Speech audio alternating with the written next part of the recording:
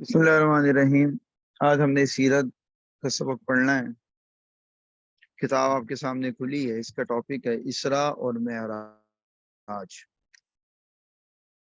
اسراء اور معراج، معراج کے سفر کے دو نام ہیں، ایک اسراء ہے اور ایک معراج ہے، جبکہ اصطلاحی اعتبار سے اسراء اور معراج میں تھوڑا سا فرق ہے۔ اسراء کہتے ہیں رات کے وقت چلانا، اور معراج کہتے ہیں سیڑھی کو۔ تو اللہ تعالیٰ نے نبی اکرم صلی اللہ علیہ وسلم کو جو یہ سفر کروائے، یہ دو حصوں پر مشتمل تھا۔ پہلا حصہ تھا کہ براق پر مکے سے بیت المقدس تک یا بیت المقدس تک سفر کروایا، وہاں آپ نے انبیاء کی امامت کروائی۔ پھر اس کے بعد یہ براق پہ سفر تھا، یہ زمینی سفر تھا۔ پھر بیت المقدس پر ایک سیڑھی مقرر کی گئی، جس سیڑھی سے آپ آسمانوں پر تشریف لے گئے، اس حصے کو معراج کہا جاتا ہے۔ اور عمومی اعتبار سے عام عرف محاورے میں پورے سفر کو معراج کہہ دیا جاتا ہے، اور پورے سفر کو اسراء بھی کہہ دیا جاتا ہے۔ نبوت کا 5واں سال اسلام کی تاریخ میں ایک ممتاز حیثیت رکھتا ہے، جس میں فخر الانبیاء صلی اللہ علیہ وسلم کو ایک اعزازی جلوس کے ساتھ نوازا گیا۔ جلوس کا معنی بیٹھنا ہوتا ہے، ایک اعزازی نشست مرتبہ مقام مراد ہے، جو انبیاء علیہ السلام کی جماعت میں سے بھی صرف حضرت صلی اللہ علیہ وسلم کی امتیازی خصوصیت ہے۔ یعنی تمام انبیاء میں یہ خصوصیت اللہ تعالیٰ نے صرف نبی اکرم صلی اللہ علیہ وسلم کو عطا کی، جس کا مختصر واقعہ یہ ہے۔ ایک رات آپ صلی اللہ علیہ وسلم حتیم کعبہ میں لیٹے ہوئے تھے، حتیم کعبہ میں لیٹے ہوئے تھے، اور بعض روایات میں کہ مہانی کے گھر میں تھے، وہاں سے تشریف لائے یہاں پر کہ جبریل اور میکائیل علیہ السلام آئے اور کہا کہ ہمارے ساتھ چلیے۔ آپ کو براق پر سوار کیا گیا، جس کی تیز رفتاری کا یہ حال تھا کہ جس جگہ اس کی نظر پڑتی تھی وہیں قدم پڑتا تھا۔ اسی صورت رفتار کے ساتھ اول آپ کو یعنی پہلے آپ کو ملک شام میں مسجد اقصیٰ تک لے گئے۔ یہاں پر اللہ تعالیٰ نے تمام انبیاء سابقین کو حضرت صلی اللہ علیہ وسلم کے اکرام کے لیے بطور معجزہ جمع فرما دیا تھا۔ اکرام کے لیے یعنی آپ کے احترام میں۔ جبریل علیہ السلام نے یہاں پہنچ کر اذان دی، انبیاء اور رسول کی صفیں تیار ہو کر کھڑی ہوئیں، لیکن سب اس کا انتظار کر رہے تھے کہ نماز کون پڑھائے۔ جبریل امین نے آپ کا دست مبارک پکڑ کر آگے کر دیا۔ آپ نے تمام انبیاء، مرسلین اور ملائکہ کو نماز پڑھائی۔ یہاں تک عالم دنیا کی سیر تھی جو براق پر ہوئی۔ اس کے بعد آپ کو مسجد اقصیٰ سے آسمان پر لے جایا گیا۔ بعض روایات کے مطابق یہ آسمانی سفر بھی براق پر ہوا، مگر احادیث صحیحہ سے معلوم ہوتا ہے کہ یہ سفر براق پر نہیں بلکہ بذریعہ معراج ہوا۔ معراج کے معنی سیڑھی یا زینے کے ہیں۔ زینے کی آج کل بھی بہت سی قسمیں موجود ہیں، ان میں ایک طریقہ لفٹ بھی ہے، اس کو بھی زینہ کہہ سکتے ہیں۔ وہ کس قسم کا زینہ تھا جس پر نبی کریم صلی اللہ علیہ وسلم آسمان تک پہنچے، اس کی حقیقت اللہ تعالیٰ ہی جانتے ہیں۔ کسی روایات میں تفصیل منقول نہیں کہ وہ کیسی سیڑھی تھی۔ پہلے آسمان پر آدم علیہ السلام سے ملاقات ہوئی، اور دوسرے پر عیسیٰ و یحییٰ علیہ السلام سے، اور تیسرے پر یوسف علیہ السلام سے، اور چوتھے پر ادریس علیہ السلام سے، اور پانچویں پر حضرت ابراہیم علیہ السلام سے ملاقات کی۔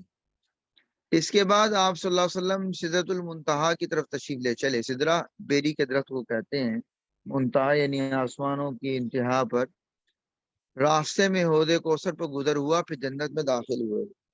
وہاں دست قدرت کے وہ عجائب و غرائب دیکھے جو نہ کسی آنکھ نے آج تک دیکھے، نہ کسی کان نے سنے، اور نہ کسی انسان کے وہم و گمان کی وہاں تک رسائی ہوئی۔ پھر دوزخ آپ کے سامنے پیش کی گئی، جو ہر قسم کے عذاب اور سخت شدید آگ سے بھری ہوئی تھی، جس کے سامنے لوہے اور پتھر جیسی سخت چیزوں کی کوئی حقیقت نہیں تھی، یعنی وہ بھی پگھل کے ختم ہو جاتی۔ اس میں آپ صلی اللہ علیہ وسلم نے ایک جماعت کو دیکھا کہ مردار جانور کھا رہے ہیں۔ دریافت فرمایا کہ یہ کون ہے؟ جبریل علیہ السلام نے عرض کیا کہ یہ وہ لوگ ہیں جو لوگوں کے گوشت کھاتے ہیں، یعنی ان کی غیبت کرتے ہیں۔ پھر دوزخ کا دروازہ بند کر دیا گیا۔ پھر حضرت صلی اللہ علیہ وسلم آگے بڑھے، اور جبریل امین یہیں ٹھہر گئے کیونکہ ان کو اس درجے سے آگے بڑھنے کا حکم نہیں تھا۔ اس وقت آپ کو خداوند جل وعلا کی زیارت ہوئی۔ صحیح ہے کہ یہ زیارت فقط قلب سے نہیں بلکہ آنکھوں سے ہوئی، محض دل کے خیالات کے ساتھ یہ زیارت نہیں ہوئی بلکہ سر کی آنکھوں سے زیارت ہوئی۔ حضرت عبداللہ ابن عباس اور تمام محققین، صحابہ و ائمہ کی یہی تحقیق ہے۔ حضرت صلی اللہ علیہ وسلم سجدے میں گر پڑے اور خداوند عالم سے ہم کلامی کا شرف حاصل ہوا، اللہ تعالیٰ نے گفتگو کی آپ کے ساتھ، اسی وقت نمازیں فرض کی گئیں۔ اس کے بعد آپ صلی اللہ علیہ وسلم واپس ہوئے، وہاں سے براق پر سوار ہو کر مکہ معظمہ کی طرف تشریف لے چلے۔ راستے میں مختلف مقامات میں قریش کے 3 تجارتی قافلوں پر گزرے، جن میں سے بعض کو آپ نے سلام کیا اور انہوں نے آپ کی آواز پہچانی، اور مکہ واپس ہونے کے بعد اس کی شہادت دی۔ صبح سے پہلے ہی یہ سفر مبارک تمام ہو گیا۔ اسرائیل نبوی پر عینی شہادتیں یعنی چشمدید گواہیاں۔ جب صبح ہوئی اور یہ خبر قریش میں پھیلی تو ان کا ایک عجیب عالم تھا، کوئی تالیاں بجاتا تھا اور کوئی تعجب سے سر پر ہاتھ رکھے ہوئے تھا اور کوئی تمسخر سے ہنس رہا تھا۔ پھر سب نے بغیر سے امتحان آپ سے سوالات شروع کیے اور دریافت کیا کہ اچھا بتلائیے کہ بیت المقدس کی تعمیر اور حیت کیسی ہے، بناوٹ کیسی ہے اس کی، اور پہاڑ سے کتنے فاصلے پر ہے۔ آپ نے اس کا پورا نقشہ بتلا دیا۔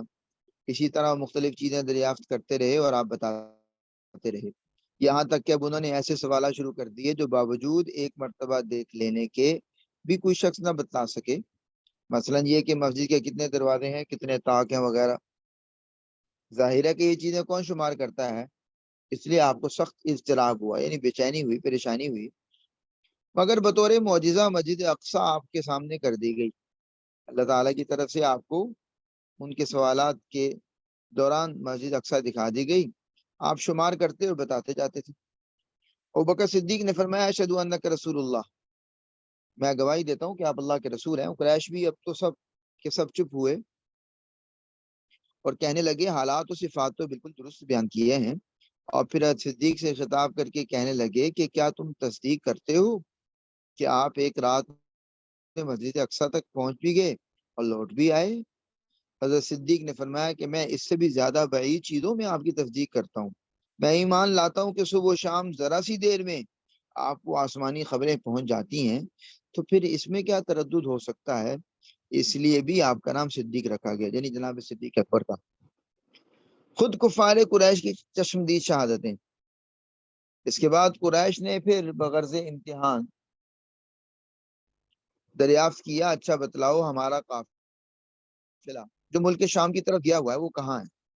آپ نے فرمایا فلاں قبیلے کے ایک تجارتی قافلے پر مقام روحا میں میرا گزر ہوا تھا، ان کا اونٹ گم ہو گیا تھا، وہ سب اسی کی تلاش میں گئے ہوئے تھے، میں ان کی کجاووں کے پاس گیا۔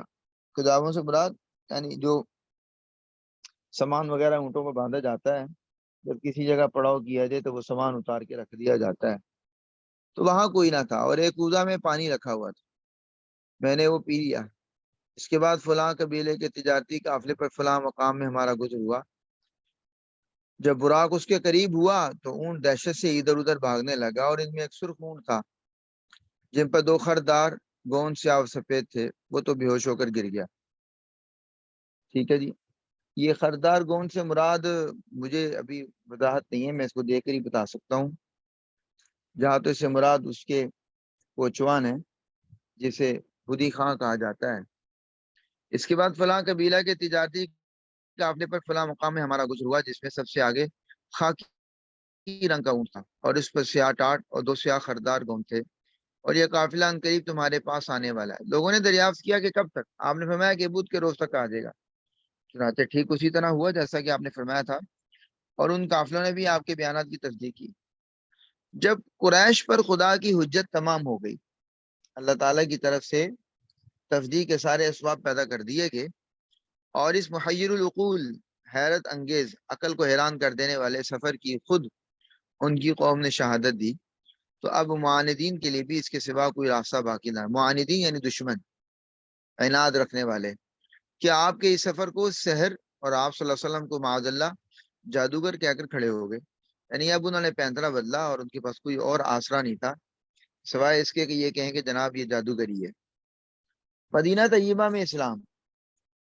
اب ذرا اس بات کو سمجھنا چاہیے کہ مکہ چونکہ پورے عرب کے لیے مقدس تھا، تو حج کے موسم میں پورے عرب سے لوگ وہاں پہ حج کرنے کے لیے آتے، مختلف علاقوں سے آتے، تو آپ صلی اللہ علیہ وسلم اس موقع کو غنیمت جانتے اور ان کے پاس جا کر ان سے بات چیت کرتے، اسلام کی دعوت دیتے۔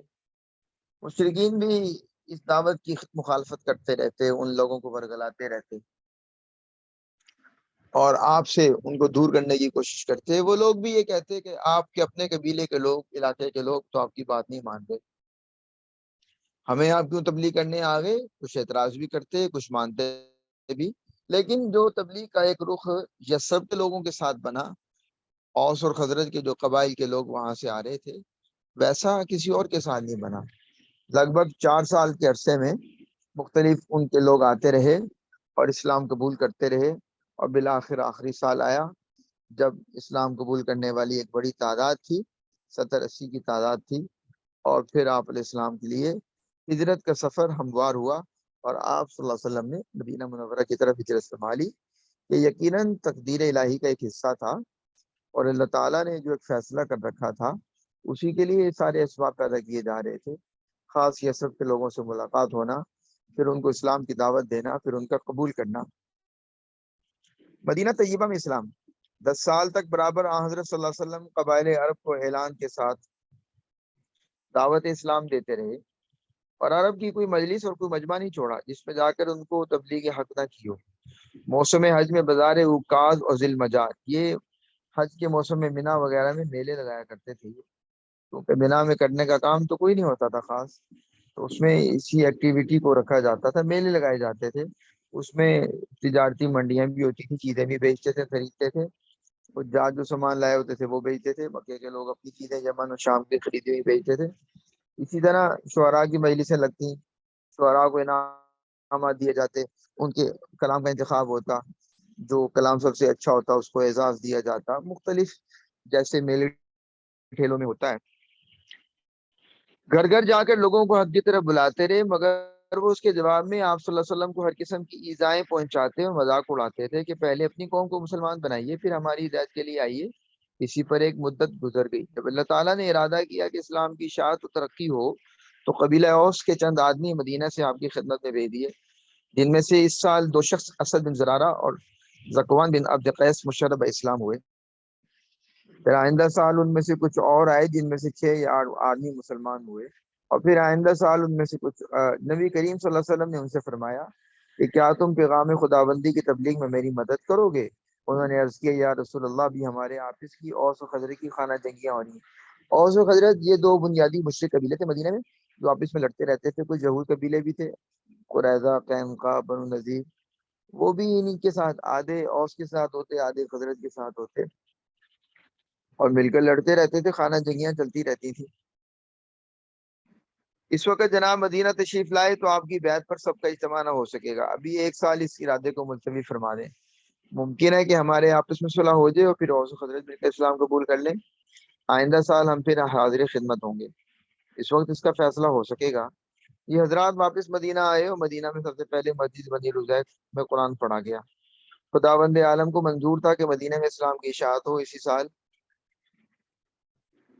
عرصے میں اوس اور خزرج کے اکثر جھگڑے مٹ گئے، سال بھر کے عرصے میں اوس اور خزرج کے اکثر جھگڑے مٹ گئے، اور سال آئندہ حج کے موقع پر حسب وعدہ 12 آدمی آن حضرت صلی اللہ علیہ وسلم کی خدمت میں حاضر ہوئے، جن میں 10 قبیلہ خزرج کے 2 اوس کے تھے۔ ان میں جو لوگ گزشتہ سال مسلمان نہیں ہوئے تھے وہ مسلمان ہو گئے، اور سب کے سب آپ کے ہاتھ پر بیعت ہوئے۔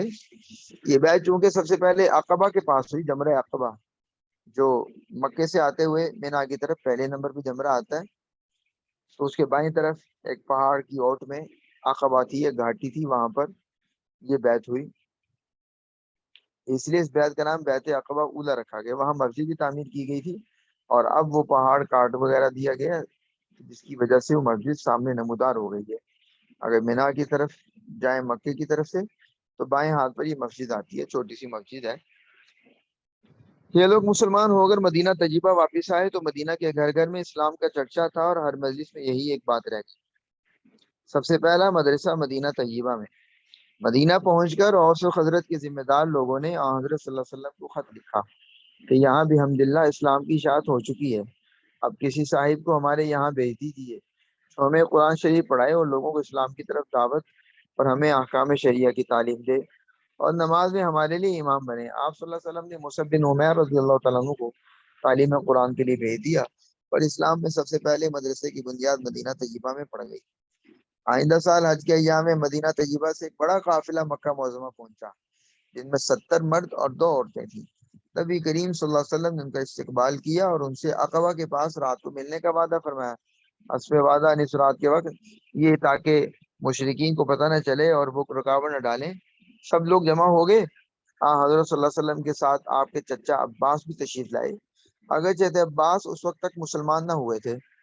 جب سب جمع ہو گئے تو حضرت عباس نے ان سے خطاب کر کے فرمایا کہ یہ میرا بھتیجا نبی کریم صلی اللہ علیہ وسلم ہمیشہ اپنی قوم میں عزت و حفاظت کے ساتھ رہا ہے، تم جو اس کو مدینہ لے جانے چاہتے ہو تو دیکھ لو، اگر تم ان کے عہد کو پورا کر سکو، یعنی حفاظت کا جو عہد ہے وہ پورا کر سکو